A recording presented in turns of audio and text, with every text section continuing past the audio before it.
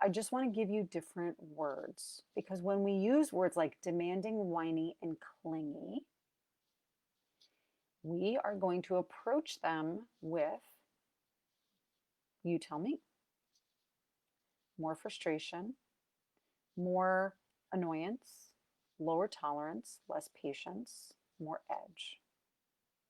Demanding, whiny, and clingy to me sounds like they're being very vulnerable and very needy. And that's intense. That's intense.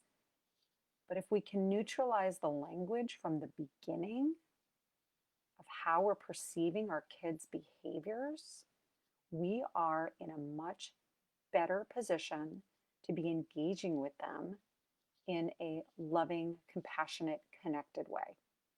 Words like demanding, whiny, and clingy make us want to disconnect from them. And the truth is, we might need a break from them. Like, that's totally legit, totally valid, right?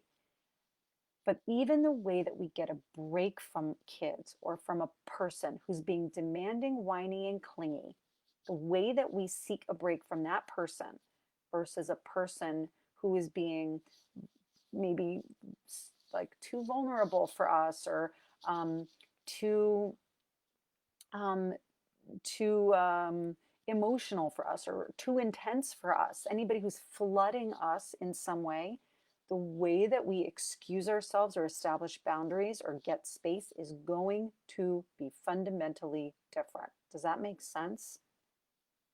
The way that we talk to ourselves about how our kids are being, the way that the words that we use to describe their behaviors and their personalities and their everything, their challenging behaviors, absolutely impacts the way that we handle them. And so I want to make sure that you are paying attention to the words you're using. And when possible, and now I'm going to say it's always possible, to use neutral, descriptive words. Doesn't mean sugarcoating it, doesn't mean sprinkling, lemonade all over that. It's still really intense, but it will be different.